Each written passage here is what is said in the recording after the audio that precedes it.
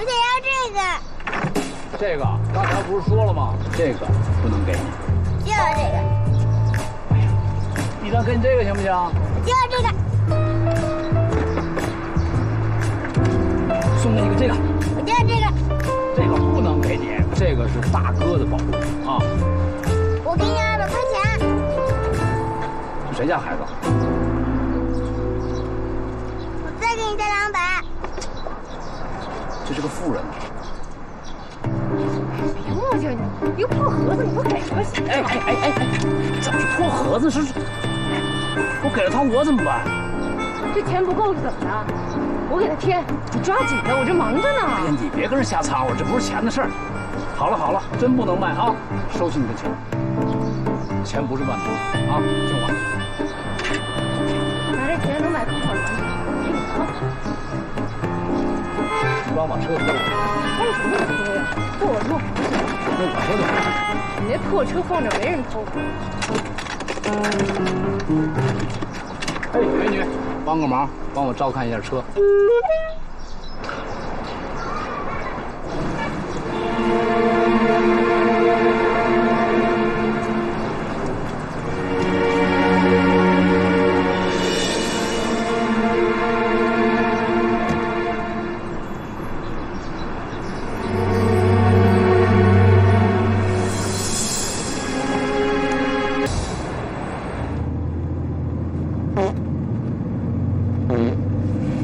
请不要在我车里放屁。谁在你车里放屁了？我倒是听见动静了，但绝对不是我。真的不是你？不是。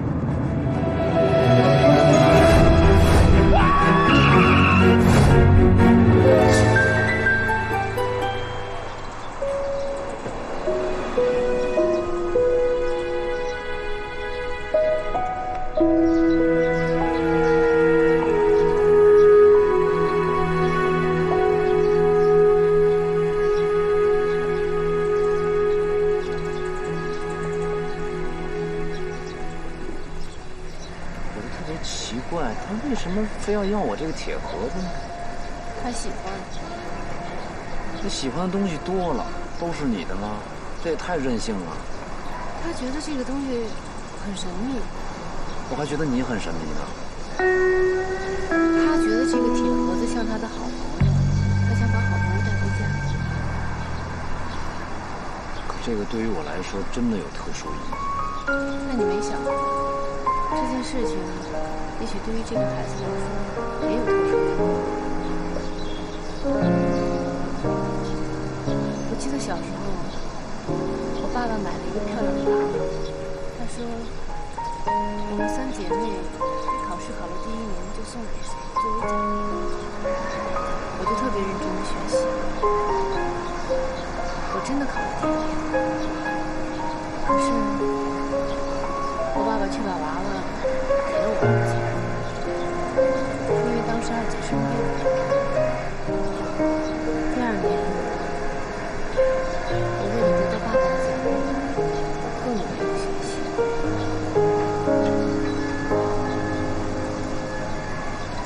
可是就在考试成绩下来的时候，爸爸突然去世了。我再也没有得到爸爸的奖励。那个漂亮的娃娃成了他送我最后的礼物。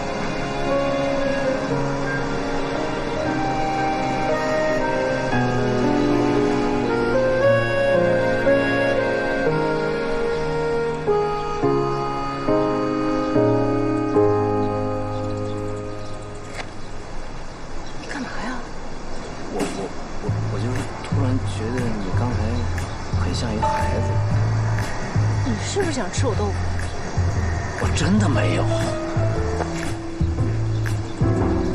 哎呦，我只是爆发了同情心而已。行了，你赶紧把那个玩具送给孩子吧，不然他不告诉你回家的地址。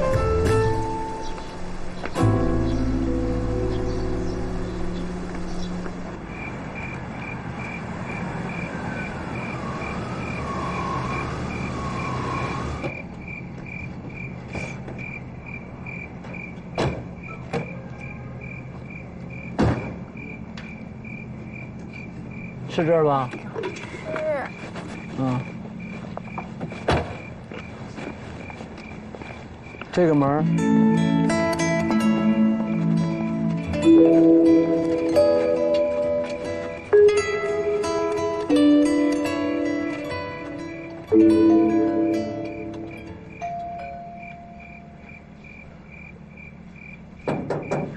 谁呀？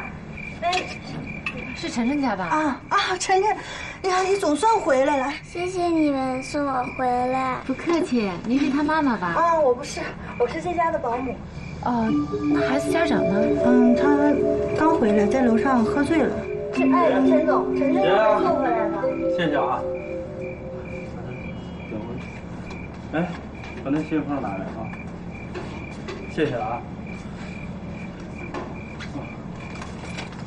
这里有1万块钱，谢谢你们。您这什么意思？我们不是来要钱的。您是孩子爸爸吗？怎么了？孩子找不着了，你怎么都不着急啊？他天天这样，我有什么办法？以前吧，天天找，后来随便了，反正他没地儿去，总要回来，或者遇到像你们这样的好心人，会把他送回来。有你这样当爸爸的吗？那让我怎么办？我每天那么多人，我哪有时间管？这样的信封，我天天准备着，就为了给像你们俩这样的好心人准备。谢谢。别傻啊！别走，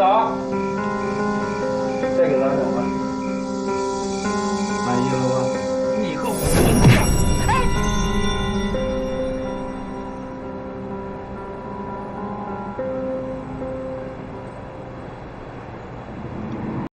你刚才干嘛那么激动啊？没事儿，我就是觉得这孩子他爸特别像以前的我自己。以前的你什么样啊？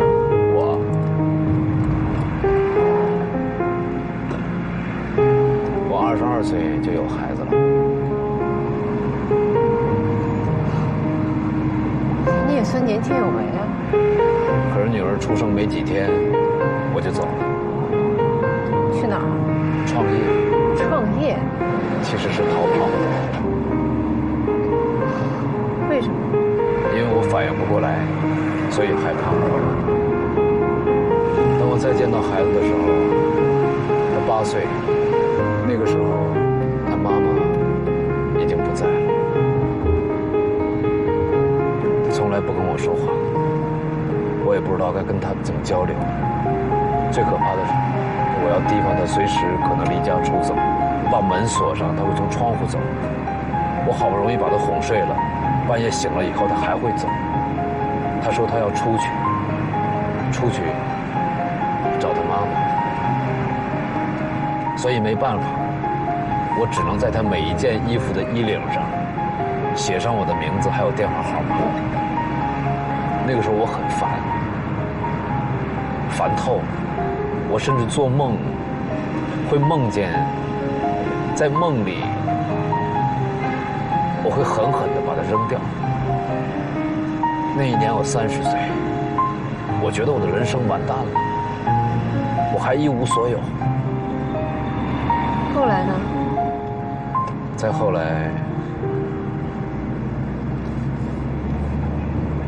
来，我开始给他做玩具，因为他只跟他妈妈给他留的那个玩具说话。我做了些玩具，会跟玩具说2句话，他也会跟玩具说2句话，这样算是交流吧。从那以后，每天晚上他睡着的时候，我就会在那个铁盒子里放一个新的玩具。第2天早上他醒了以后，发现了新玩具，会很高兴。他会觉得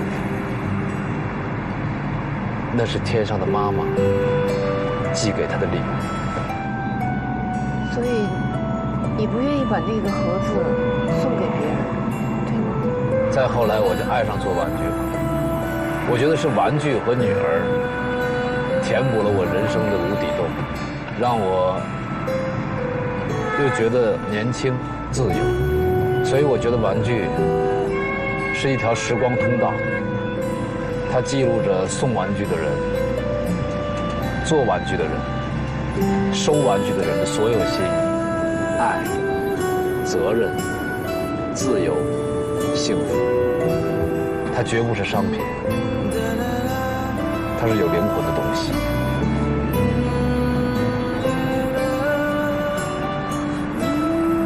你知道，我觉得我的人生真正的第一天是什么时候？那一天，我睁开眼睛，阳光很好，我发现女儿站在我的床边，怀里面抱着我给她做的新玩具，在悄悄地吻我的额头。我永远都忘不了那一天。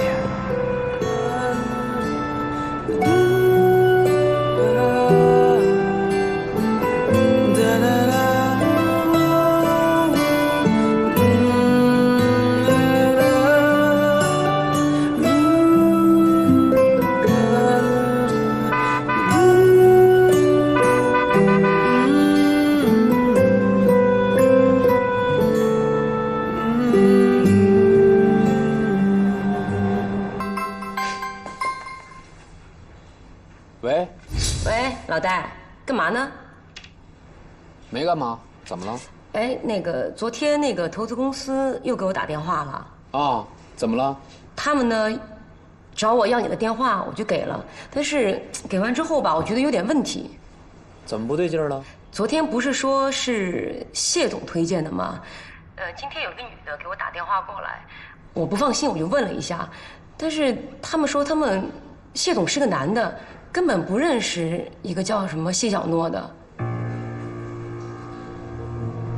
这怎么可能呢？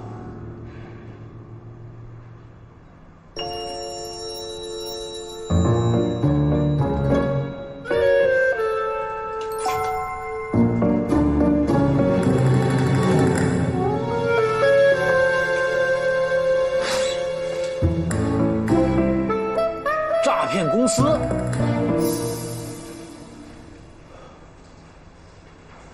行了行了，我知道了。哎不，老大，关键是，我把你的电话给他了呀。哎呀，没事儿，他们真敢打电话来，那就再说，行吗？哎，好 ，OK。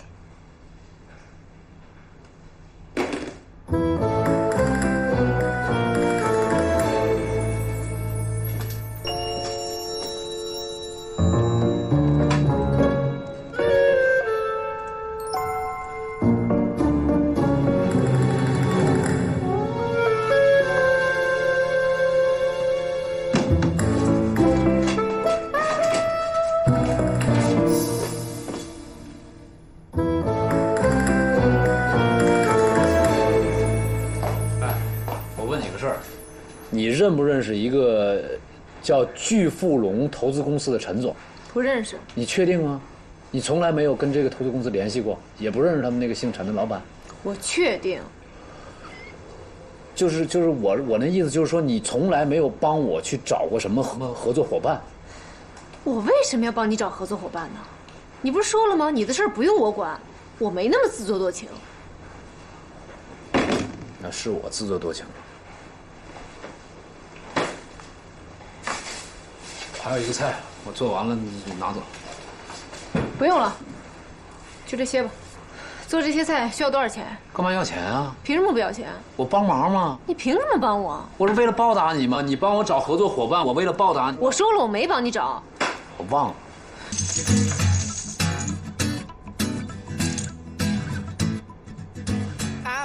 你那个事儿最近怎么样了？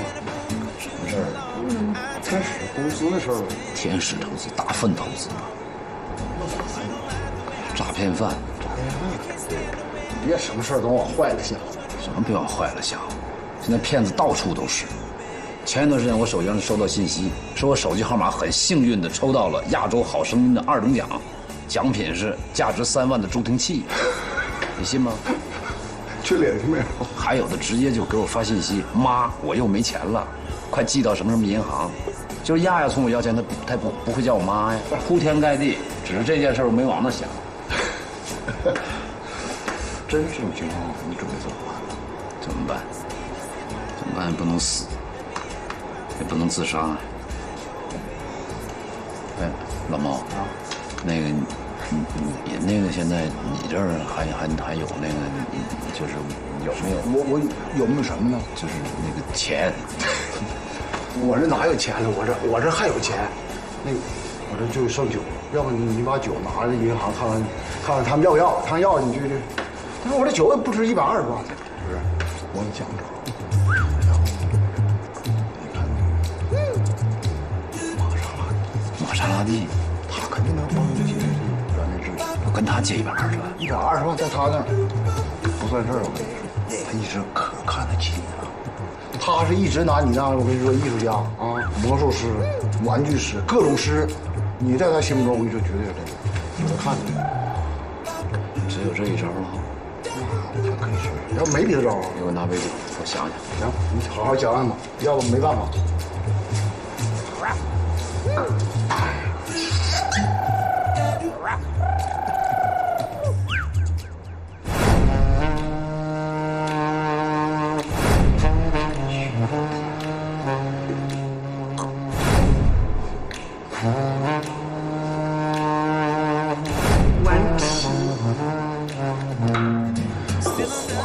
豁不出去，算了吧，就这命了。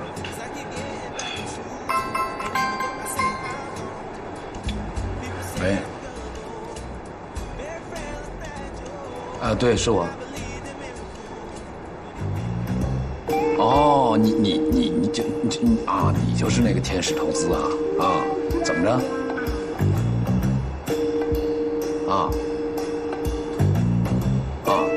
你挺有钱啊？行，去哪儿？这样，你把你的地址发到我这个手机上来，行不行？好不好？等着啊！你等着啊！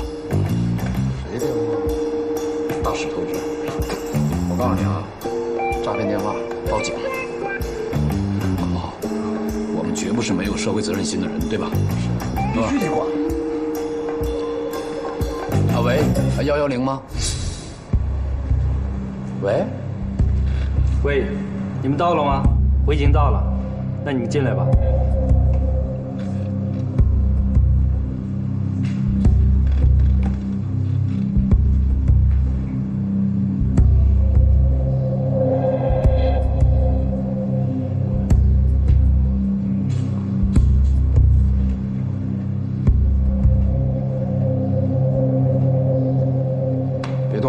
别动啊，小心受伤。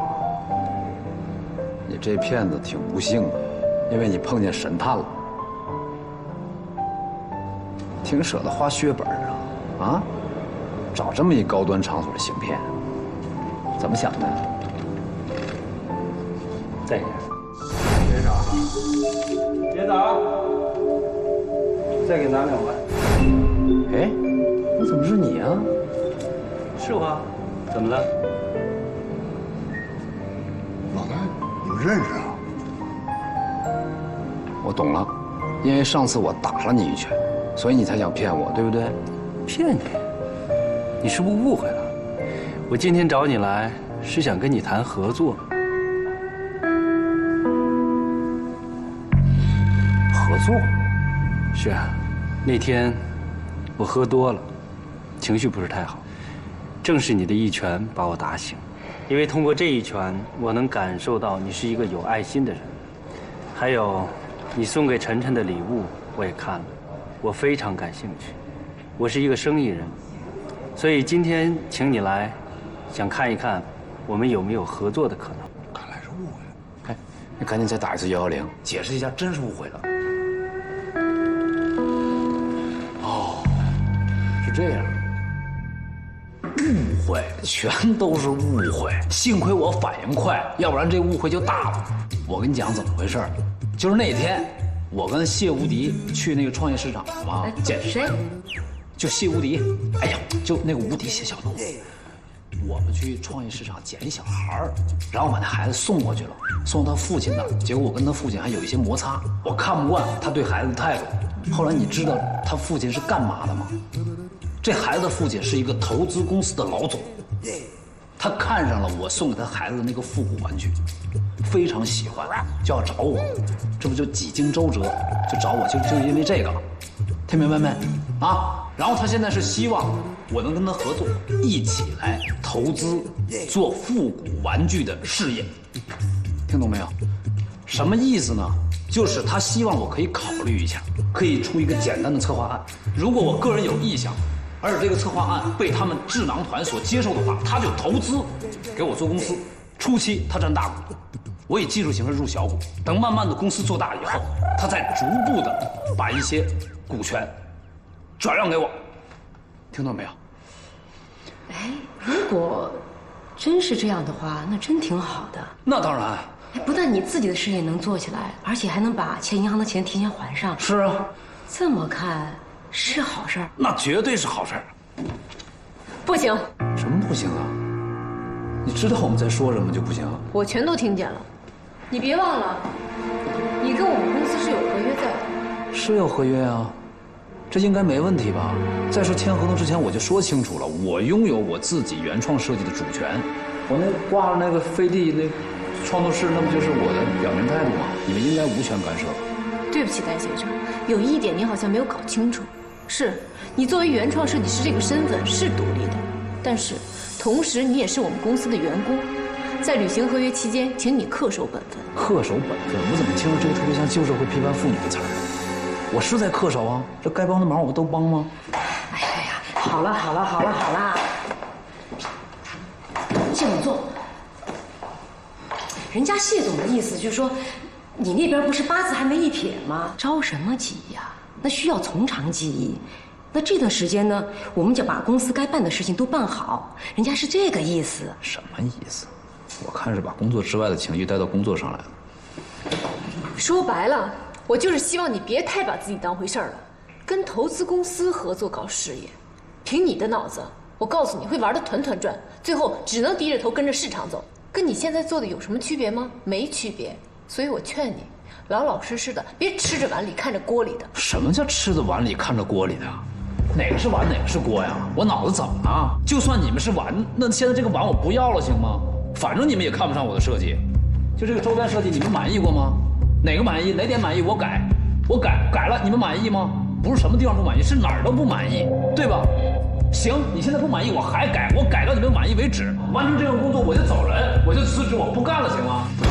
戴古顺，你真把自己当盘菜了你！我告诉你，谢小诺，我就是一盘菜，而且是一盘大菜。我就是要干自己的事儿。他们下周周末要投资人聚会，邀请我去参加，去见他们团队。我本来没想好是不是答应他们，但现在我觉得我要答应他们。我干嘛不答应他们？我凭什么不答应他们呢？我干嘛在这儿受气？不许打！哎呦，你看这挺好的事情，怎么好好商量嘛，大家，你看。谢小诺，我告诉你，你这是在动用暴力进行管理，任何一条劳动法都不会允许你这样。你说你30几岁了，怎么弄得像更年期似的？你不觉得自己很神经质吗？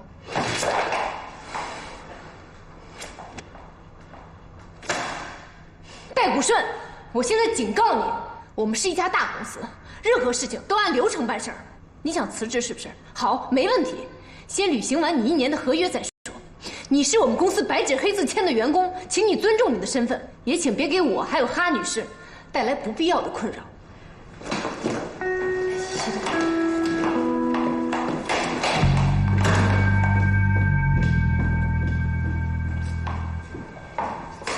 他什么意思啊？他刚才说那话，希望不要给他和哈勒女士带来没必要的困扰，什么意思啊？这个没必要的困扰是指什么？他想告我吗？我卖给他们了吗？他不是那个意思。那他什么意思啊？他为什么要这样？他干嘛要这样突然发脾气？你问我呀？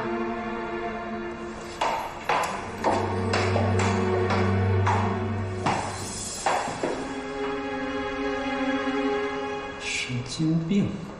早知道这样，我当初就不应该跟他合作。老板，哎，那边有一客人调戏我，自作多情，谁调戏你？真的调戏！赶过来，快去，快！还调戏你？有人调戏的？哎，老毛啊，那我问你个事儿，你说你的员工，你要就是很看不上，你该怎么做？那能怎么做呢？就开了呗，就炒鱿鱼，对吧？对呀。那你会不会动手打他？那去不了，那不能打人呢。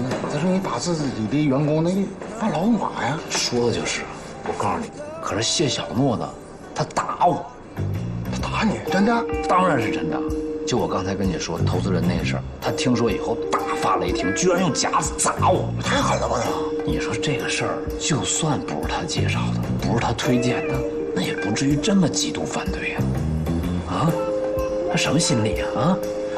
最近你知道我对他怎么样啊？我教他做好吃的，是吧？我勤勤恳恳地帮他做周边，就是看我不顺眼。你说你要是觉得我做的东西不行，你要不喜欢我，你完全可以开了我。就是开了就完了。你干嘛要用我呢？听说我要走，干嘛要大发脾气啊？啊？至于我单干，我会不会吃亏，我会不会被别人受骗，跟你有1毛钱关系吗？神经病！这你可能就不懂了。我跟你说，你上司要是这样的话，只有2种。哪2种？这第一种，我跟你说，就是你上司是个施虐狂，这种人他就控制欲极强，知道吗？他就喜欢看着你完了是股掌之上啊，被压迫、被摧残、被蹂躏、被践踏、被凌辱。行，说另外一种，那就是喜欢上你。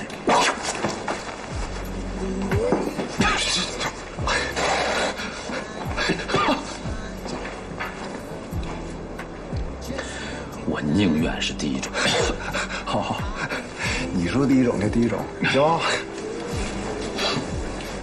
你再帮我分析一下，就现在，我刚才跟你说那事儿，就这周末投资人聚会的事儿，我到底该怎么做？这事儿你得跟哈乐商量，你跟我说没用啊。哈乐劝我去，说这是机会，让我先去看看，参加那个投资人聚会，先探探那边整体团队的口风。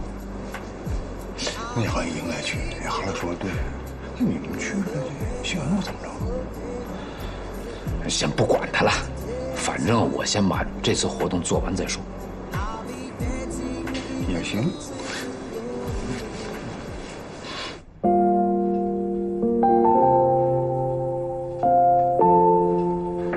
小诺，进来。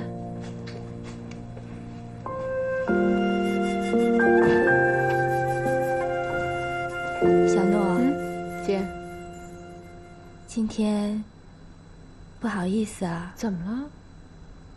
国庆他妈妈说的那些话，你别往心里去。哎呀，我没事儿，我都没当回事儿。你知道，姐也有难处。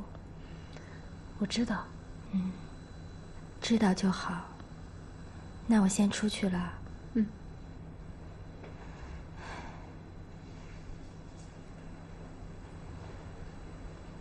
还有事儿吗？有个事儿，我想问你。你说。你到底想不想结婚？你知道的，姐从来不想过问你这个问题。我知道那是你的自由。今天国庆妈妈的话倒是提醒了我，你到底想要什么，你自己清楚吗？你要是抱定单身主义，那么好，那总该为自己的将来做打算吧。你要是想结婚，那什么样的男人才真正适合你？好好想一想。我走啦。姐，我只想过我自己想过的生活。那么什么才是你想过的生活呢？好好想想。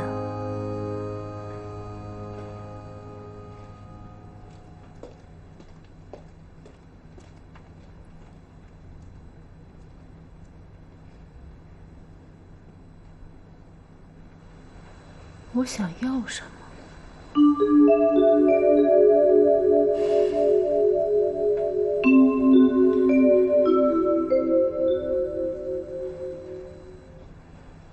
我想要什么呀？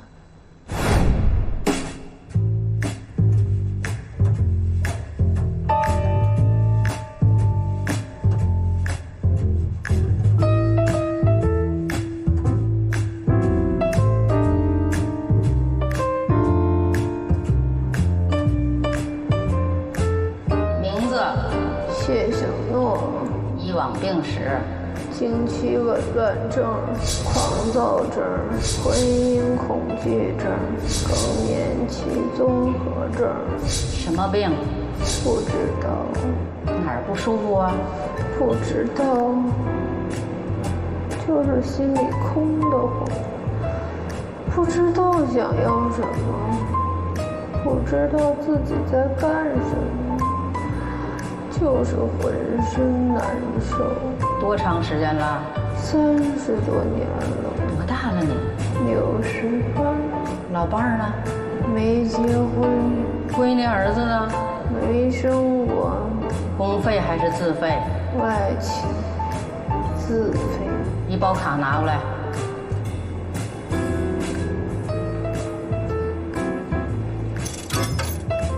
这卡里只有1块钱了，有存款吗？月光。有股票吗？不炒股。有期货吗？不买期货。有房产吗？跟妈住。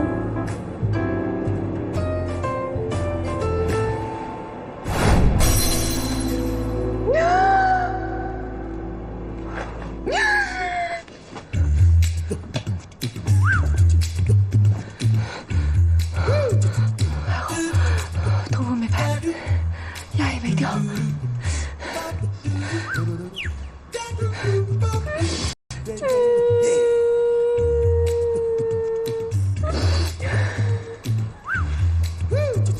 哭什么呀？谁说我一无所有了？我还年轻着呢。我刚开始，我才刚开始。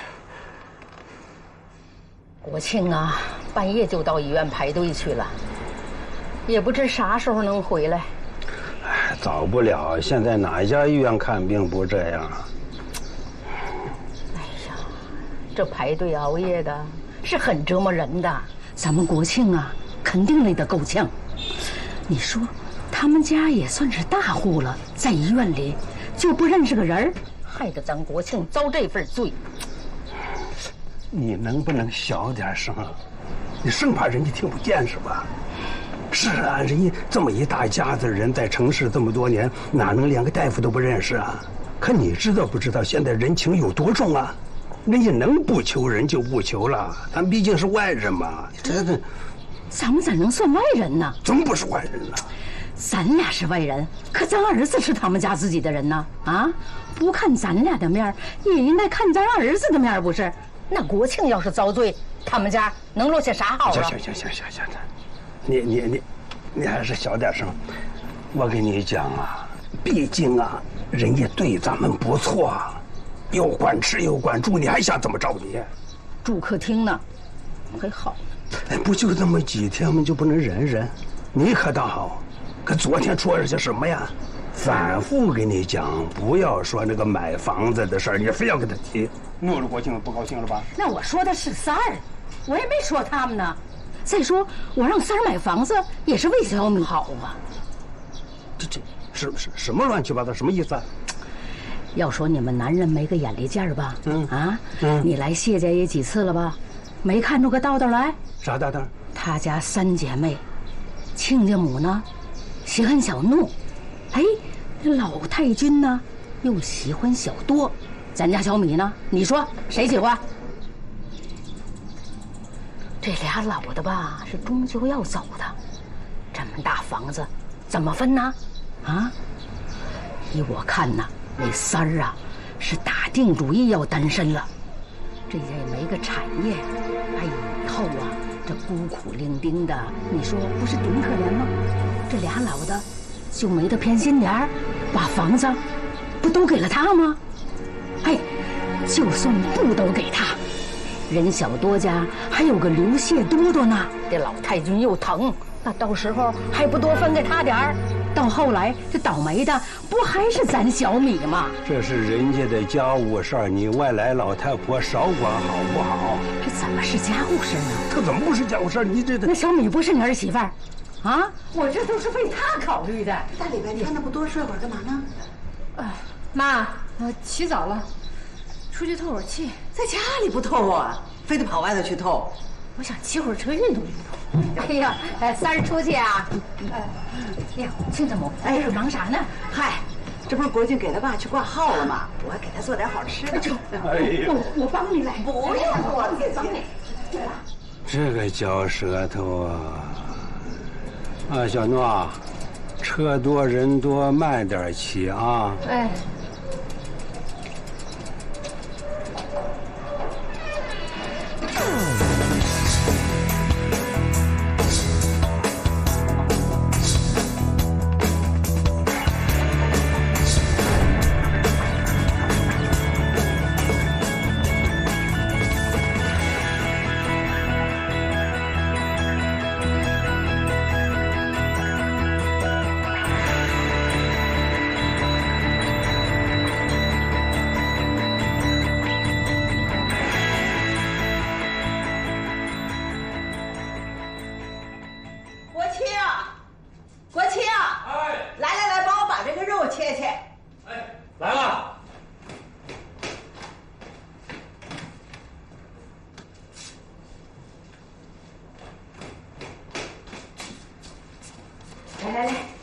信给我。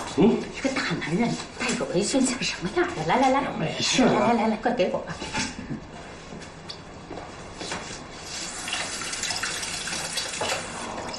快别干了，这刀上的活也是你干的。哎呦，妈，你还别说，这切个肉、收拾个鱼什么的，这儿还没人比我强。知道你会干活，那也不能啥活都干呢啊！女人的活你也抢着干，去。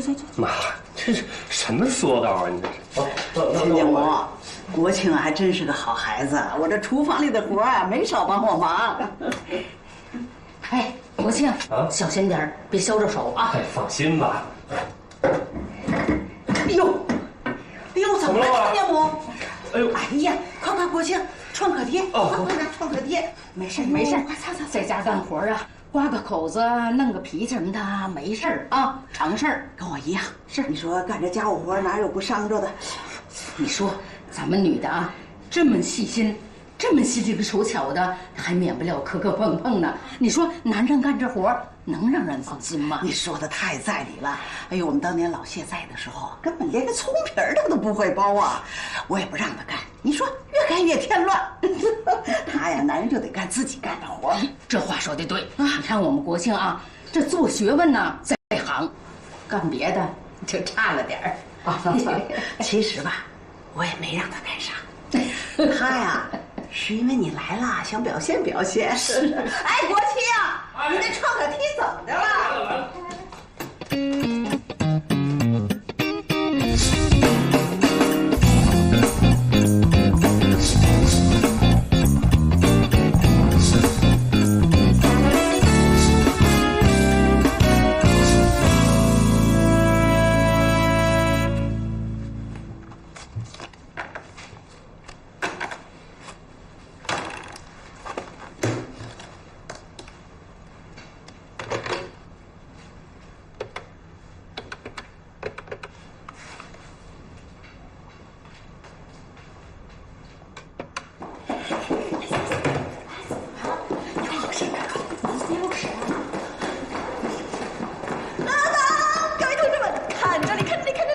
我爆出血痕的时候终于到了！来起来，自觉点儿，自己洗，不要客气哦，看着我就好开心。自觉点儿，哦，你的，一定来！哎呦，我还有2个同学呢。说什么呀？我上学都随了8分了，我这么多年学了多少次了？我这又赚回来。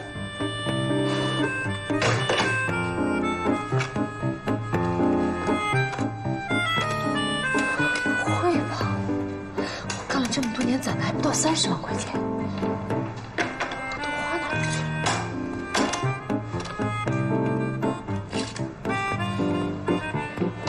哎呀，Queen 去不去啊？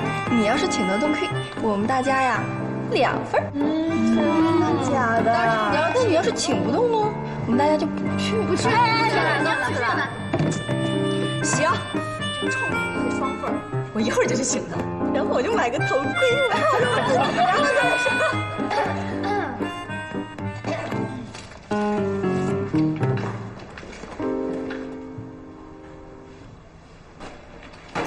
去了啊。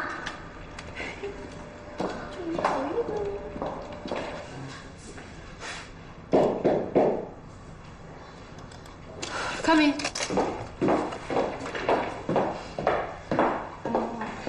谢总，这是周一去参加周边博览的 rundown。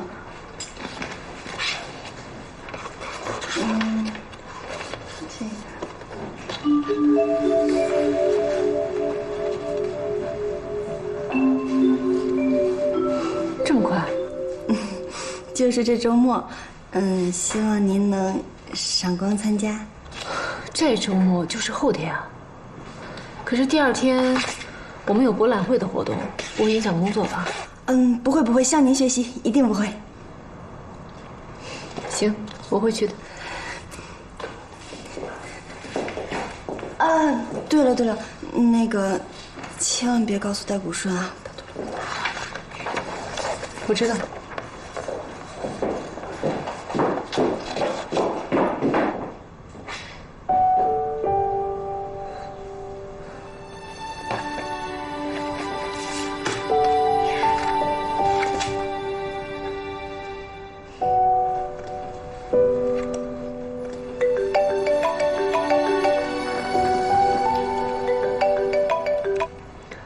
喂，哈总。好，我这就过去。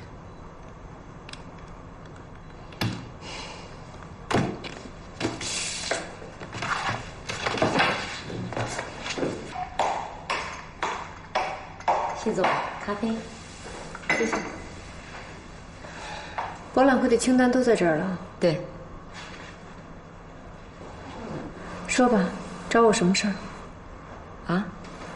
如果只是为了让我看清单，你应该不会让我专门跑一趟。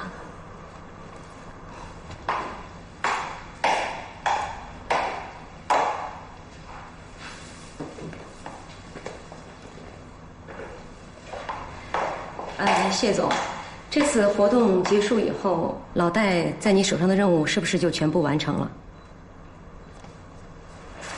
对。这是3位设计师的简历，谢总，您看一看。谢总如果觉得满意的话，那这3位设计师可以直接进入公司。至于老戴那边的交接问题，我比较熟悉，我可以帮他完成。对不起，我不太明白。是这样的，谢总，这周6呢，老戴就要跟投资公司团队见面了。如果顺利的话，我希望谢总能够批准老戴辞去周边设计师的职务，给他更多的原创设计的时间。为什么？因为这个机会对于他来说实在是太重要了。我是问，你为什么要这么做？同意戴谷顺辞职，就意味着他不会在你身边，你就少了一个帮手。冒昧的问一句，谢总交过几个男朋友？这跟我们聊的有什么关系吗？那您觉得，男人最不想放弃的是什么？是追求和理想。你看戴谷顺这个人，40多岁了，一穷二白，吊儿郎当的，什么都没有，没钱，没车，没老婆，现在连房子都快没有了。那您觉得，他活着，支撑他快乐的意义是什么？当然了，我知道在谢总眼睛里，他就是一个很蹩脚而又执拗的设计师。但是对于他自己来说，玩具设计师就是他的一切。我不想剥夺他的这种快乐，我不想让他觉得自己一无所有。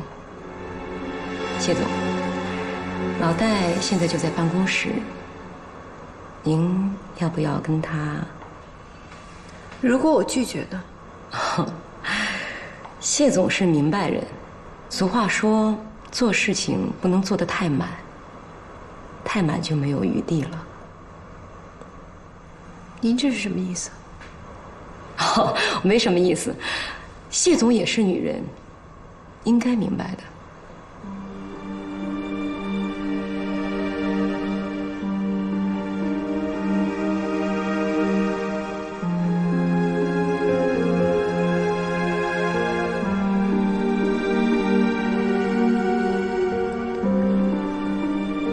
你的心意我了解了，时间差不多了，我要回公司了。好的，谢总妈。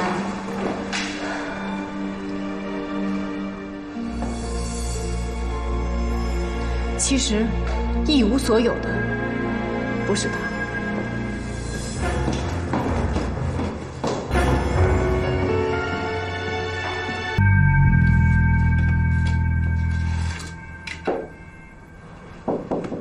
忙完了吗？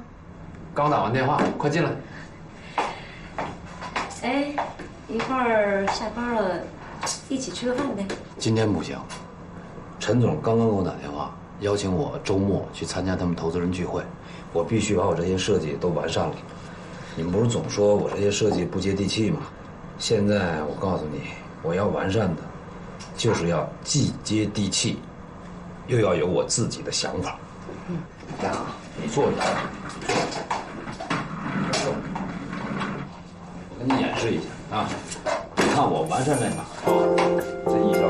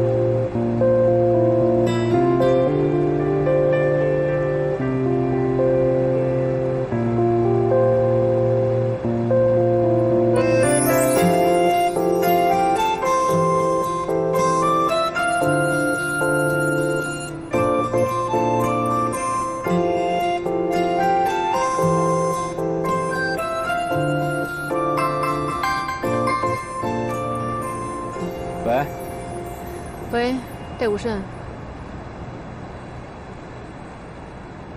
是谢总吗？对，是我。你打错了吧？怎么，我不能给你打电话吗？当然可以，有什么指示？是这样的，你不是说你想离职吗？我想了一下，你完成你目前手头的工作以后，可以选择离开。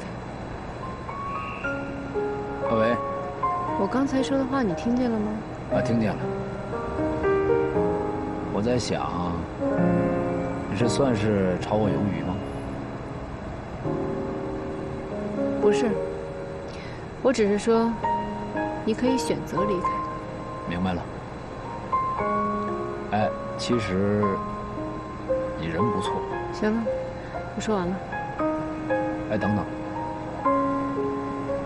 其实我还想说，在电话里面，你要比生活当中温柔多了。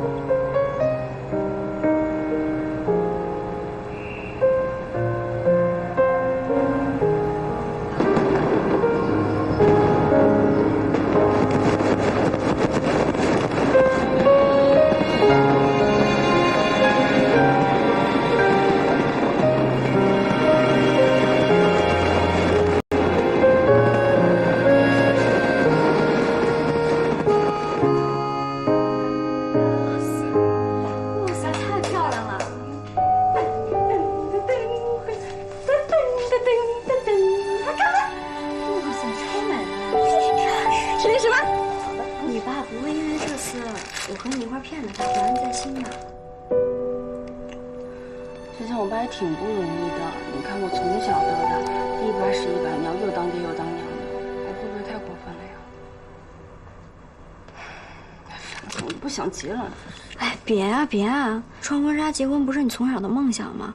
你就这么轻易放弃了？再说了，你爸在你8岁以后才把你接过来的，那时候你已经可以大小便自理了，所以他没有一把屎一把尿拉扯大你。怎么办呀？我还是觉得不踏实，我总感觉好像要穿帮一样。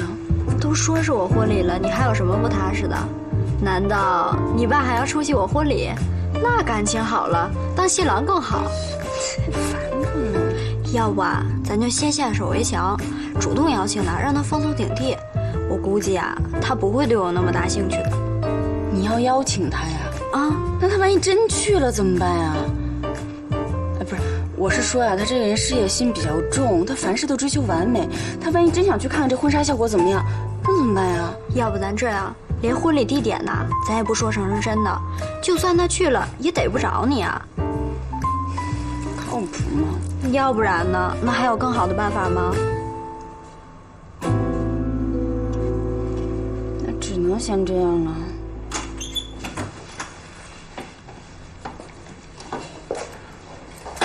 爸，哟，您回来了。哎，戴叔叔，我特意等您回来的。我得谢谢你给我设计了这么好看一婚纱。嗨，谢什么？这不小事一桩吗？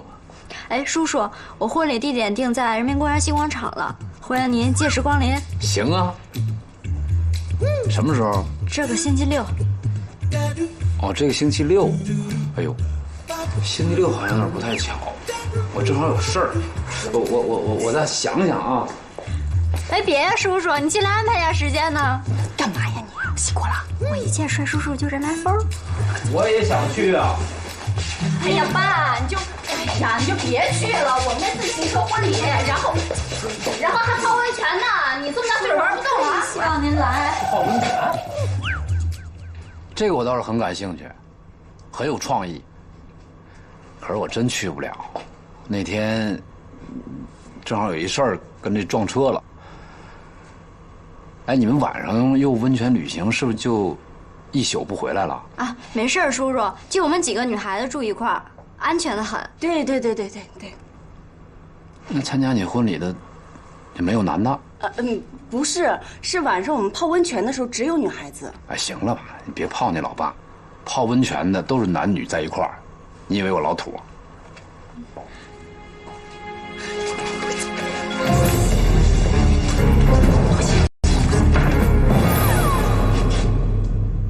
这么吓一跳？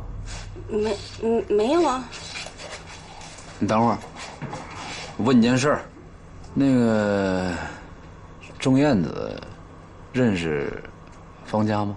不认识，他们俩怎么能认识呢？那方家不跟你一块儿去参加婚礼？不去啊，就我自己去。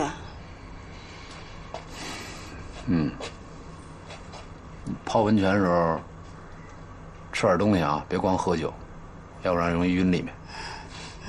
好。那我回去了啊。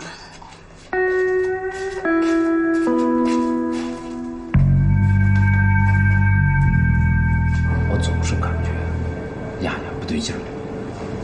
你是不是怕那个方家也跟你去温泉呢？是啊，这一夜不回来，那不出事儿吗？你不是同意他跟方家交往了吗？那同意交往也不能这样啊！上次的事虚惊一场，你想把它变成现实吗？再说，我跟你说，丫丫早就不是小孩子，长大了。哎，你滚蛋！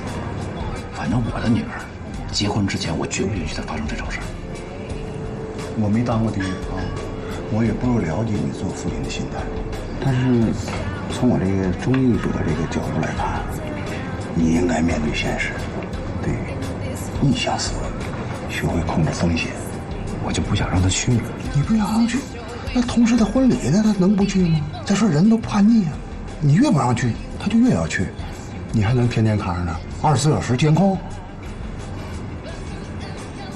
那怎么办？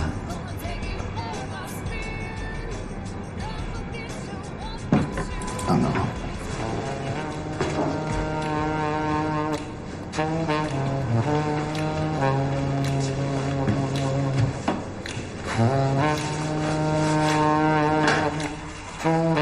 什么呀？什么你没用过呀？什么？干嘛？这才是保护丫丫的最好方式。你拉倒！你这不放纵他呢吗？这绝对不行。这怎么就觉得不行呢？啊，那别的女孩你能保护啊？丫丫是你的女儿，你不更该保护吗？啊，这怎么叫放纵呢？这是安全性教育，规定用上都要有备无患。你美国中学，你早就这么做了啊。真行啊！你让我把这个一个当爸的就给女儿这个，我怎么能给我怎么给我怎么说呀？你给韩乐让韩乐给呗。我把这给韩乐，这也不合适吧？那你这啥都不合适，那怎么办呢？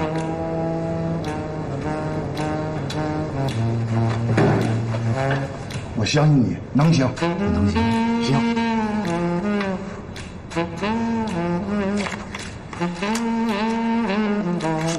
行的话也不能给一盒，就给一个。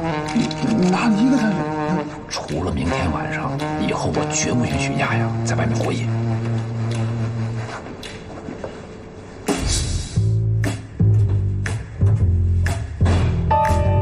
爸，你回来了。哎。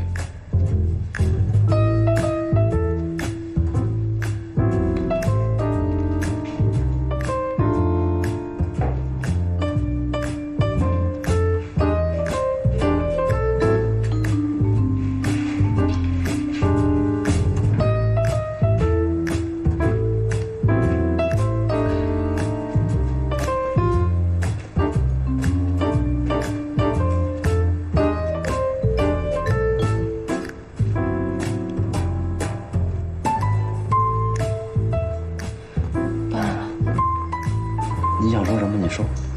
没事，爸，你想说什么你先说吧。啊，我没事，你先说。你一打岔我忘了，你先说吧。啊，我是想说，那个，哎，你今天怎么想起来看报纸了？嗨，那个闲着无聊嘛，我就随便扫一眼。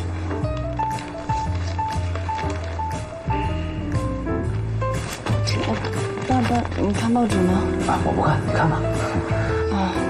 报纸上有什么新鲜事儿？我也刚看了。啊，那你先看吧。要不你看吧，没事。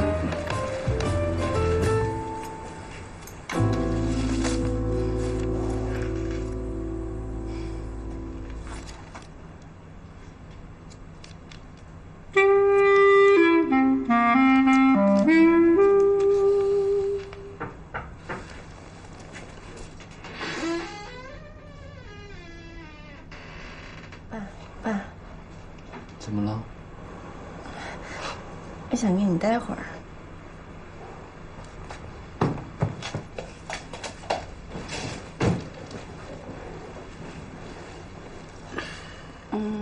对了，那个爸，燕子她让我跟你说谢谢你给她改的婚纱。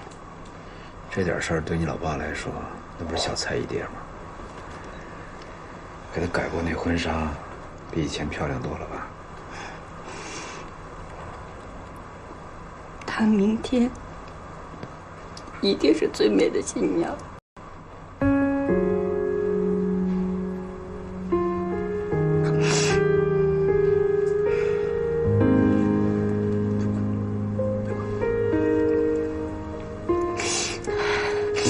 等你穿上婚纱的时候，一定会更漂亮。不是不想让你嫁人，是觉得你没有找到合适的。爸爸在保护你，可以说，在使尽全身的力量保护你。我希望将来有一天，我把你交给一个男人的时候，你是完美的，是没有受过伤害的。好了。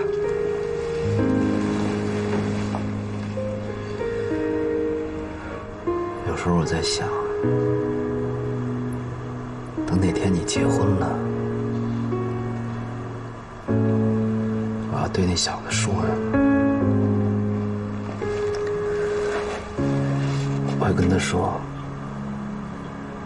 我刚见这女孩的时候8岁，长得跟一小猴子似的。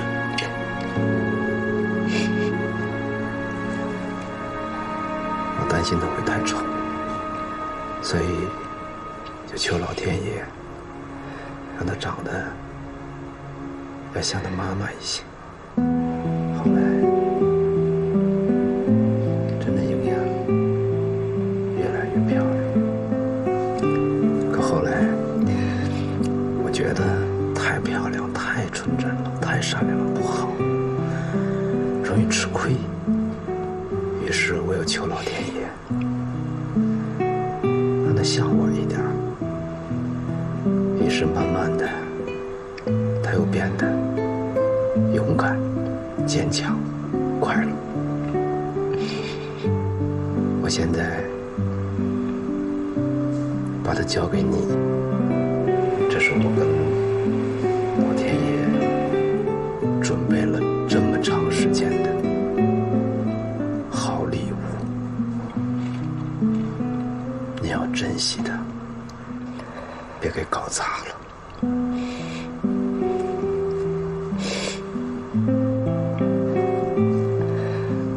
爸，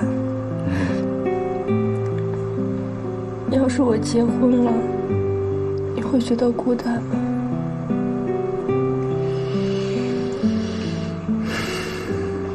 你爸都当惯了。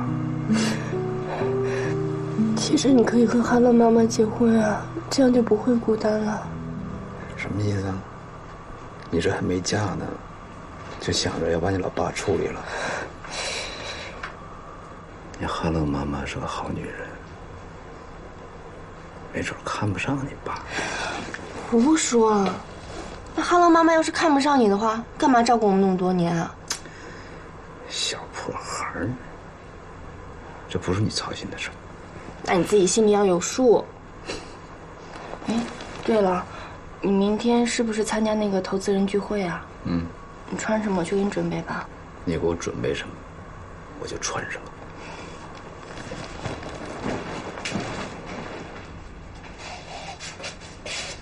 哎呀呀！嗯。没事。那我回家啦。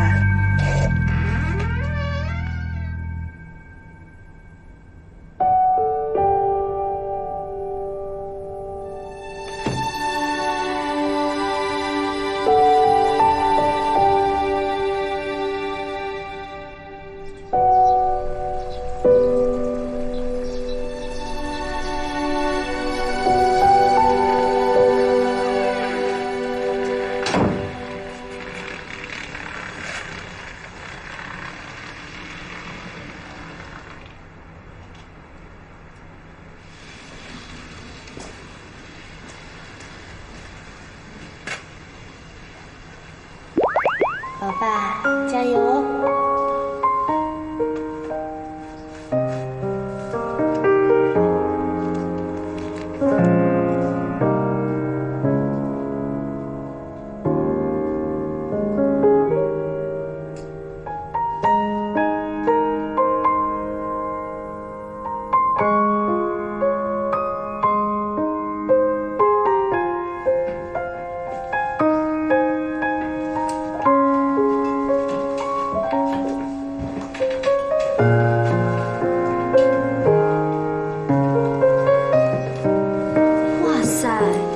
漂亮了，我说，都说结婚的女人最美了，果然艳压群芳啊！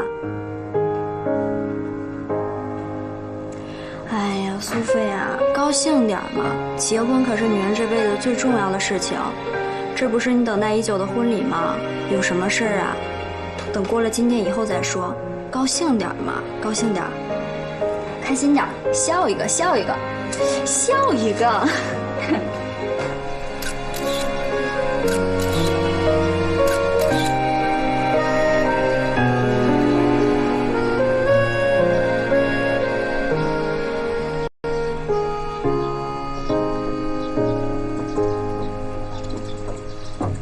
喂，艾米，你们到了吗？我马上到。在湖心岛是吗？好，我知道了。就这样。哎，谢小姐，你来了。陈总，您怎么也在这儿啊？对呀，我们投资人在这里聚会啊。不会这么巧吧？什么这么巧？你不是跟戴设计师一块来的吗？对，和我们一块来的。哦，他人呢？他还没到，我在这等会儿。不好意思，那边几个投资人来了，我去招呼一下。一会儿他来了，咱们一起进去，好吗？好，一会儿见啊。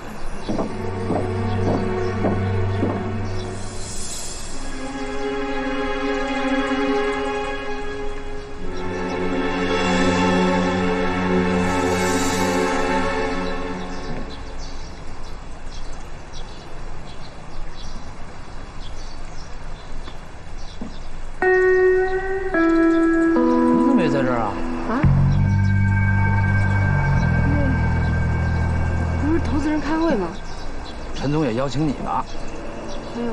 没有？你怎么在这儿？你是不是担心我啊？这的风景多美，确实不错。哎，戴设计师，戴设计师，下来。谢小姐，你也来，你也来。来，我给你介绍一下啊，这是李总。你好。你好，这位是刘总。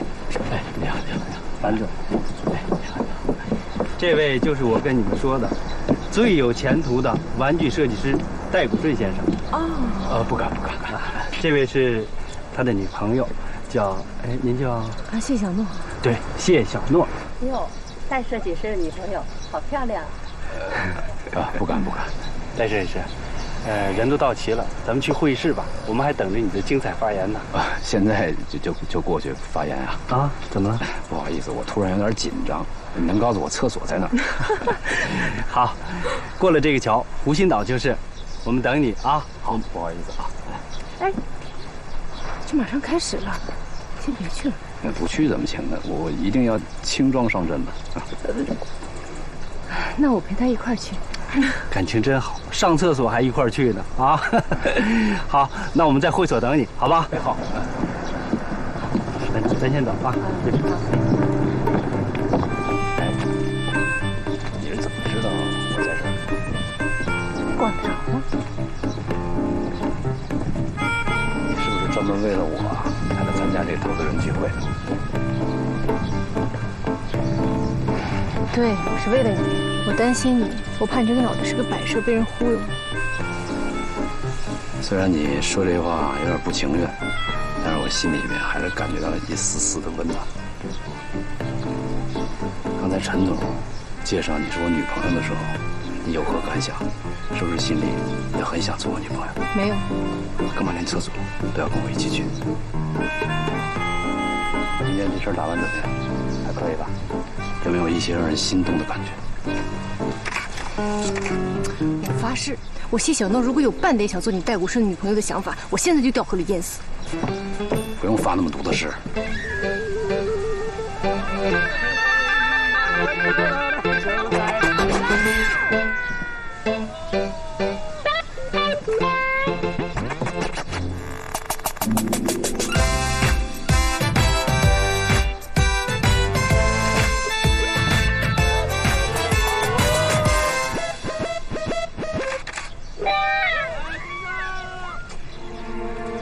别拍了，来不及了，赶紧回去开会吧。走。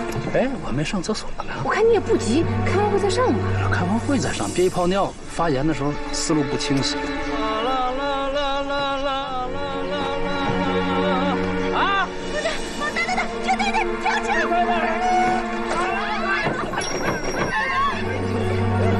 干嘛呀这是？爸，你一会儿再去不行了。看错了吧？哪儿呢？不是在那儿呢吗？这谢小诺太过分了，他居然背叛我，出卖我们，亏我那么信任他，哎呀，你帮我个忙，咱们得把衣服换过来啊！怎么换呢？这儿，在厕所。哎，裙子，裙子上。哎，帮点妇女。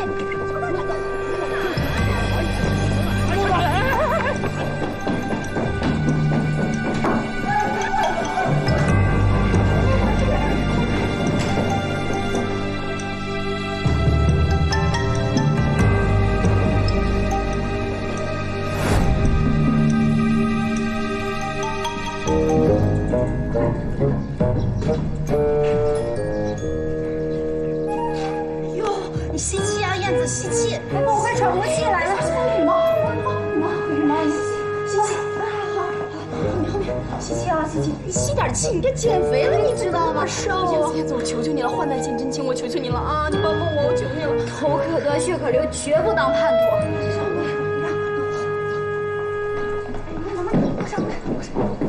哎呀，谢总，哎，不是您不是答应不把我带骨顺带来的吗？这是你们俩谁结婚的？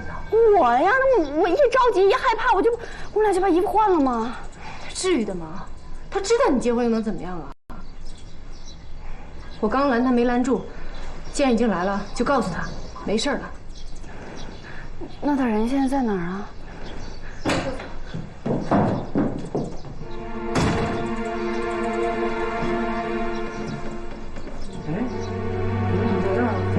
我结婚啊！是啊，不是在人民公园吗？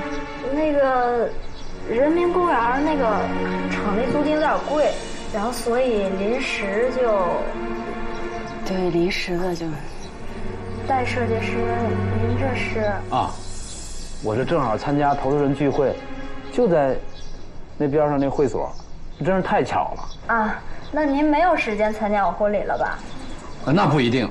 看他们那会时间长短，如果早了我转个弯就参加了。啊，不用，我这婚礼特别简单。什么叫不用啊？再简单那也是一个仪式啊，我能参加。行了，人家骑自行车结婚，你这么大岁数也骑不动，赶紧的吧。开会。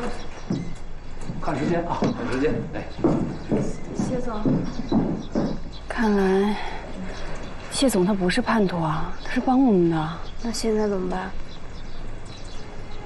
有他打掩护，速战速决，抓紧时间。应该是来参加你们员工的婚礼的吧？没错。那你干嘛要说是来参加投资人聚会的呢？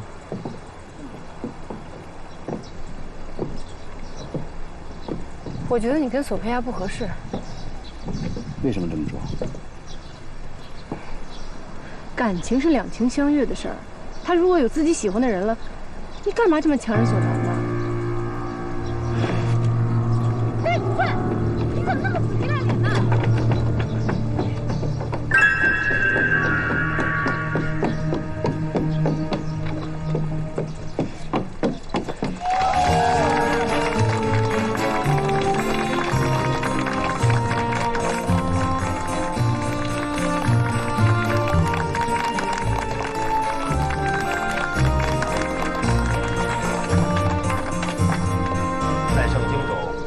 上帝指引那些进入婚姻关系。那个不好意思，你这段省过吧，省过。好。从今日起，你们会结为夫妻。那个不好意思，这段跳过吧，跳过。哦，好。新郎在左边，新娘在右边。哎，这个也不用了。您到底想怎么做这个环节？快一点就行。那个交换戒指吧，交换戒指。好，有请新郎新娘互换你们的结婚信物。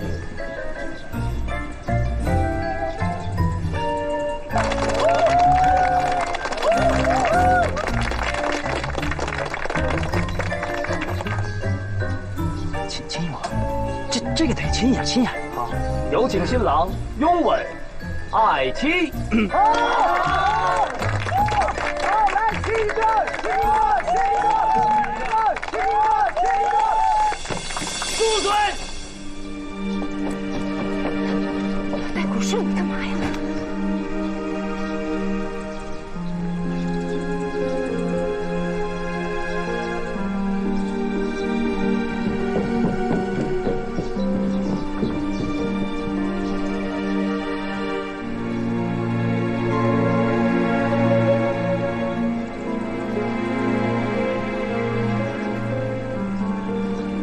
回家。你听我解释，我们已经登记了。这不是你疯了！光天化日之下，你要抢亲吗？我抢什么亲？她是我女儿。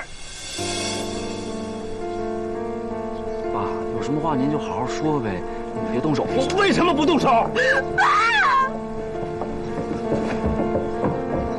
丫丫，这什么情况？滚蛋！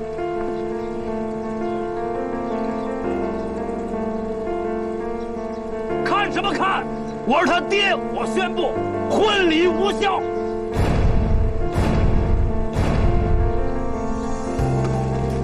无效！骗子，都是骗子！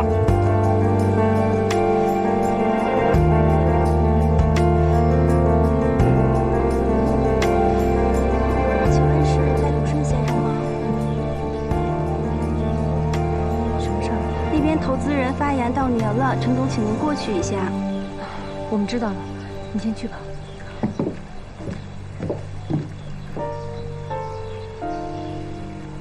先去吧，那么多人等着。开完会再说。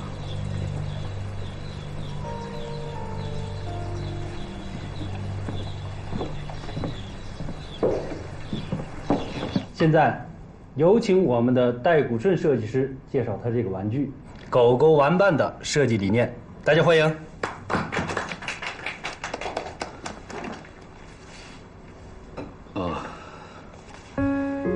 今天我带来的这款设计是狗狗玩伴，英文名是 Doggy Buddy， 是一款人和动物的互动产品。我个人认为，现在的孩子缺少的就是人和人之间的互动，他们孤独、自我为中心、自私。做决定时从来不考虑后果，根本就不在乎别人的感受，对家长的尊重微乎其微。他们是被宠坏的孩子，是垮掉的一代。是这样的，戴设计师呢刚出差回来，他的时差还没倒过来。他的这款玩具的设计理念我比较了解，要不我给大家讲一下吧。啊，这位是他的女朋友，让他说也好。其实我们这款玩具的设计初衷呢是互动，它致力于家庭，是一个有机的整体存在的。狗狗呢是家庭的朋友，孩子是家庭的小主人。他们在父母的陪伴和带领下，帮助狗狗完成他们的所有需求。小朋友在通过帮助别人的同时，培养他们的爱心还有耐心。关于这款玩具，我们想表达的就这么多，不知道各位有什么要提问的吗？啊，我是一个老板，更是一个母亲。在我看来呢，你们这款玩具的设计理念还是不错的，可是玩具在设计上有些过于复杂化。现在的家长是根本没有时间陪在孩子的身边的，因此人、狗、球这3样，自然就成了家里面的不安定因素。从安全性考虑，我觉得欠妥。是这样的，我们设计这款产品，正是为了让您和您的爱人多抽出时间来陪陪孩子。但是，现在一般家长根本就没有时间陪在孩子的身边，他们可能更多的需要的是像 iPad 那样的产品，让孩子呢在一边安安静静的去玩耍，而不至于碰翻任何的东西。这样的话也不会给我们家长添麻烦。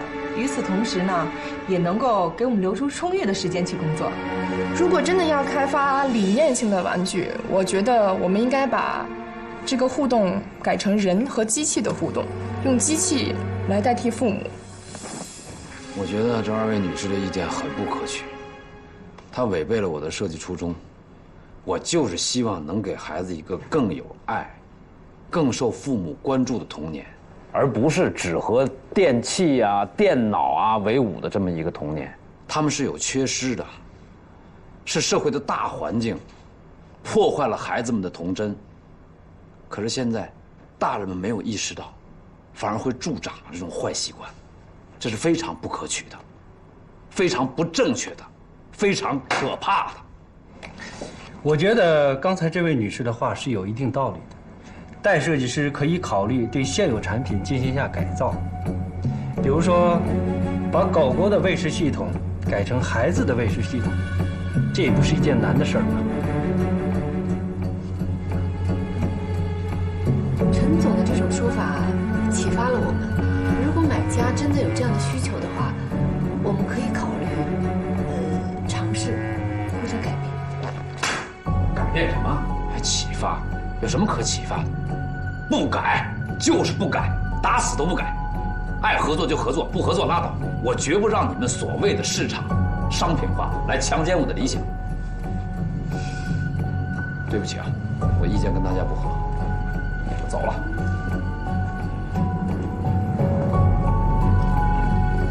不好意思，他情绪有些不稳定，抱歉。